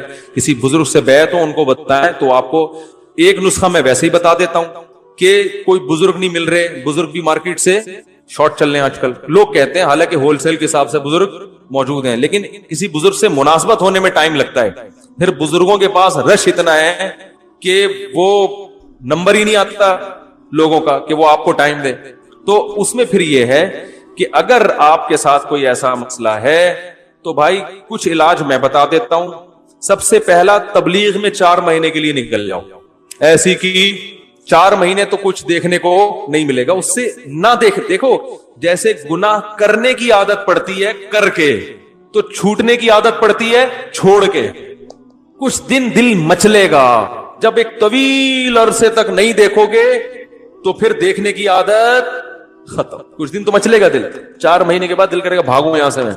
लेकिन तबलीग में एक माहौल मिलता है, बहुत दिन तक गुनाह से दूर रहेंगे तो इंशाअल्लाह आदत छूट जाएगी। वापस आए, फिर शैतान ने वरगला के गुनाह करवा दिया, दोबारा निकल लो। ऐसी की बोलो ना, ऐसी की तैसी इसलिए कह रहा हूं कि फिर कारोबार, दुकान का हर भाड़ में जाए कारोबार। पहले इंसान का बच्चा तो बने आदमी, वो थोड़ा नुकसान कर लो कुछ नहीं होता। पढ़ाई अगले साल हो, कोरोना की वजह से अगले साल वैसे ही हो रही है ना, तो एक अपनी इस्लाह की वजह से हो जाएगी। थोड़ी कुर्बानी दोगे तो भाई दीन आएगा। तो तबलीग में बहुत फायदा होता है। दूसरा एक काम समझ में आ गया, ये उन लोगों के लिए जिनको इस्लाही ताल्लुक फिलहाल मुयस्सर ना हो, वरना तो असल तो ये किसी शेख से, बुजुर्ग से बैत हो जाओ। दूसरा काम ये करना है कि अपने आप को बेलगाम नहीं छोड़ना है। आपने इंटरनेट पर बेहुदा फिल्में, फोहश फिल्में देखने से तौबा कर ली और कोई बुराई से तौबा कर ली, तौबा तो लाजमी करो, सही है ना, पक्की ढक्की तौबा। लेकिन एक इरादा करना है कि आइंदा मुझसे अगर शैतान ने गुनाह करवाया तो ये गुनाह फ्री में नहीं पड़ेगा। अपने आप को बोलो इसकी तुम्हें कीमत, बोलते क्यों नहीं, देनी पड़ेगी। और कीमत अपने जिस्म को नुकसान पहुंचा के भी और अपने आप को माली नुकसान भी पहुंचा। समझ में नहीं आ रही बात? पेनल्टी लगेगी भाई, जुर्माना होगा। अब वो हर आदमी अपनी तनख्वाह के हिसाब से, आपकी तनख्वाह 1 लाख है, 10,000, 20,000, और खर्चे भी देखो ना। पता चला जुर्माना इतना दे दिया कि खाने के लिए घर में रोटी है नहीं, फिल्में ही देख रहे सारा दिन बैठ के। अब कोई करने धरने का काम है ही नहीं। इतना ज्यादा जुर्माना ना हो कि बच्चे मुतासिर हो, उनकी फीसें ही नहीं जा रही, या कोई छड़े छाटों में, ये कवाड़ों में ज्यादा उनके तो फीसों के मसले नहीं होते, ये ज्यादा बीमारी छड़े छाटों में होती है। और जिस छड़े छाट ने बीमारी छोड़ी नहीं ना, कमबख्त तो शादी के बाद छोड़ता नहीं है, फिर वो दुनिया छोड़ देगा, ये बीवी छोड़ देगा, ये बीमारी नहीं छोड़ता वो। तो अपने इलाज की फिक्र करो, वरना कब्र में भी यही दिल चाहेगा जिनको ये लत पड़ जाती है। तो क्या करना है, अपने आप को सजा देनी, माली भी और जिस्मानी सजा। रोजा रख ले इंसान, भूखा प्यासा रखे, सही है। या रोजा नहीं रख सकता, भाई अगर मुझसे ये गुनाह हुआ तो मैं 24 घंटे के अंदर अंदर 50 रकतें, 100 रकतें नवाफिल के पढ़ूंगा। वो इतने ज्यादा भी सजा ना हो कि पढ़ना ही मुश्किल हो जाए, इतनी हल्की भी ना हो कि सजा का उनसर उसमें से खत्म हो जाए।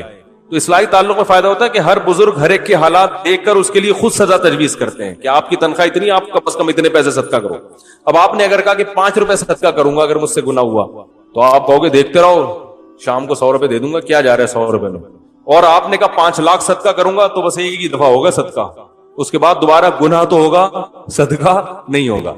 तो वो अपने हालात देखकर, ना इतना तगड़ा जुर्माना हो। भाई लाइव जा रहा है बयान, कितने लोग हैं, चलो अच्छी बात, ये काम की बात है ना, लोगों को सुने।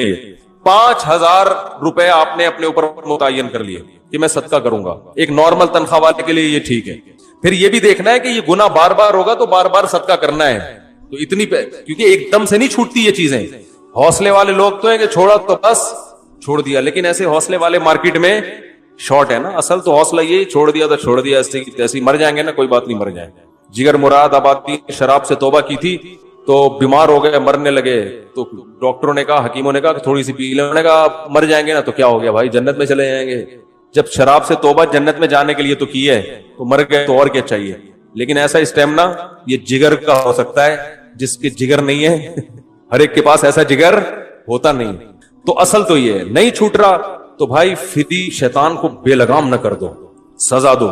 जैसे ही गुनाह होगा 2 रकत तौबा के साथ गिड़गिड़ाना भी है कि अल्लाह हो गया, अब नहीं करूंगा, सही है ना। शैतान कहेगा पहले भी तो यही कहा था अब नहीं करूंगा, दोबारा यही कह रहा है अब नहीं करूंगा। तो शैतान को बोले जब अल्लाह तौबा कबूल करने के लिए तैयार है तो तेरे पेट में मरोड़ क्यों हो रहा है, सही है। शैतान पता है तौबा छुड़वा देता है, कह रहा तेरे से तो तू बार बार यही कह के जाता है, फिर कर लेता है, तो छोड़ अब नहीं कर। तो शैतान से बोल के जब गुनाह करते हुए शर्म नहीं आ रही थी, हालांकि तौबा करके गया था ना, तो तौबा करते हुए शर्म क्यों आए भाई। शर्म तो गुनाह करते हुए आनी चाहिए थी कि अभी तौबा करके गया हूं फिर गुनाह कर रहा हूं। करते हुए शर्म नहीं आ रही, गुनाह करते तौबा करते हुए शैतान जो है ना आपको शर्मीला बनाने की कोशिश कर रहा है।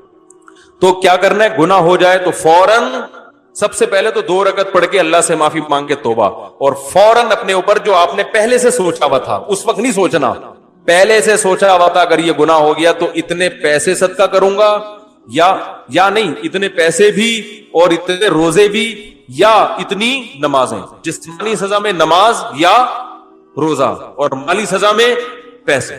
بعض لوگوں کی طبیعت میں سخاوت ہوتی ہے, وہ گناہ کرتے ہیں وہ پورے پیسے ہی اڑا دیتے ہیں, ان پہ پھر اس کا اثر نہیں ہوتا. لہذا ہم دونوں سزائیں بتاتے ہیں کہ جسمانی بھی ہو اور مالی بھی ہو. سمجھتے ہیں کہ نہیں سمجھتے ہیں؟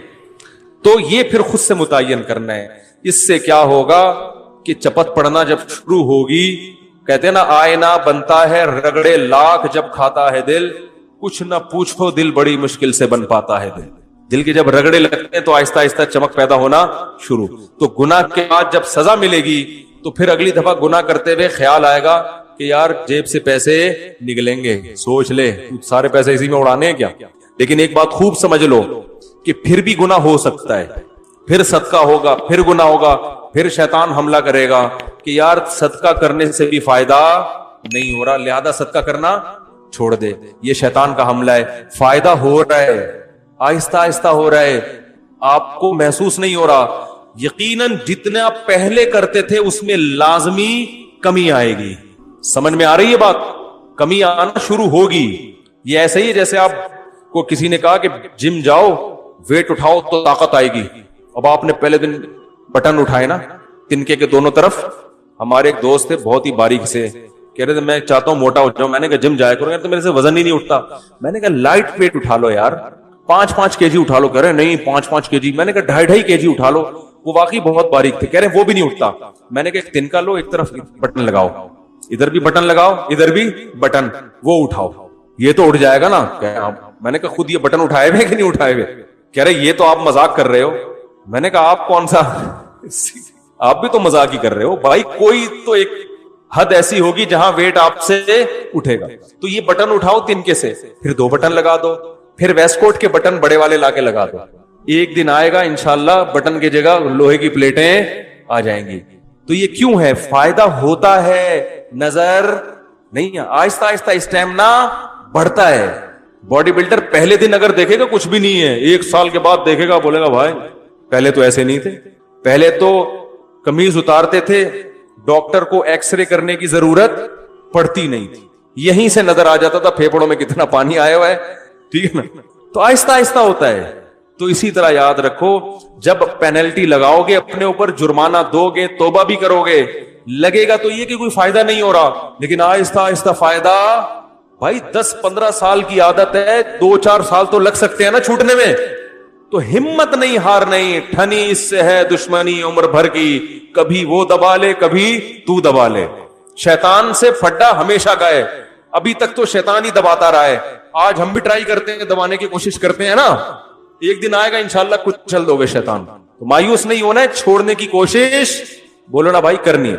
دوسری بات یہ کہ بالفرض گناہ اگر نہیں چھوٹا, آپ صدقہ بھی کر رہے ہیں, روزہ بھی رکھ رہے ہیں, یا نمازیں بھی پڑھ رہے ہیں کفارے کے طور پہ, اصل تو یہ کہ چھڑوانا ہے گناہ. ایسی کہ چھوڑ کے دنیا چھوڑنے سے پہلے گناہ چھوڑنا ہے, کیونکہ اس کا انجام اچھا نہیں ہے. لیکن اتنا فائدہ تو ہوگا نا اگر بالفرض نہیں چھوٹا. شیطان کہہ رہا ہے یہ تیرے سے نہیں چھوٹے گا, تو خام خام صدقے کر رہا ہے. تو شیطان کو بتائیں یار کم از کم اتنا تو ہو رہا ہے نا کہ ترازو کے ایک پلڑے میں اگر گناہ آ رہے ہیں تو دوسرے پلڑے میں نیکیاں بھی تو جمع ہو رہی ہیں نا. کیا خیال ہے بھائی؟ صدقہ تو خیرات بھی تو, غریبوں کو کھلانا, ان کی دعائیں, وہ بھی تو ایک پلڑے میں جمع ہو رہی ہے نا. تو اصل تو یہی ہے کہ گناہ سے تو بہرحال بچنا ہی بچنا ہے. ایک گناہ بھی عذاب جان بن سکتا ہے, لیکن شاید قیامت کے دن اللہ کی رحمت ہو جائے, اللہ کہیں یہ تیرے گناہ ہیں, لیکن فلاں موقع پہ تو نے روزہ رکھا تھا, فلاں موقع پہ تو نے نماز پڑھی تھی, تیرا دل نہیں چاہ رہا تھا, نفس کو مار کے تو نے نماز پڑھی تھی سزا کے طور پر, یا تو نے صدقہ کیا تھا حالانکہ تیرا پیسہ خرچ کرنے کا دل نہیں چاہ رہا تھا, تو اس نیکی کا ہو سکتا ہے وزن آپ کے گناہوں کے وزن سے زیادہ ہو جائے. نہیں آ رہی بات؟ تو ادھر کچھ برے کام کر رہے ہو تو کچھ اچھے بھی تو لگا لو نا.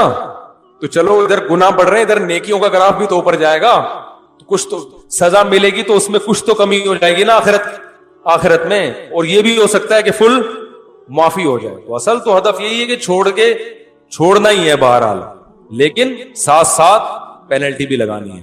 تو اس طریقے سے انشاءاللہ گناہ آہستہ آہستہ چھوٹ جائے گا. اور بہنوں کی وراثت ہے وہ تو فوراً جا کے حوالے کر دو. اس میں یہ نہیں کہ کل تک نہیں دی تو 50 روپے جرمانہ، وہ دو جتنے تاریخ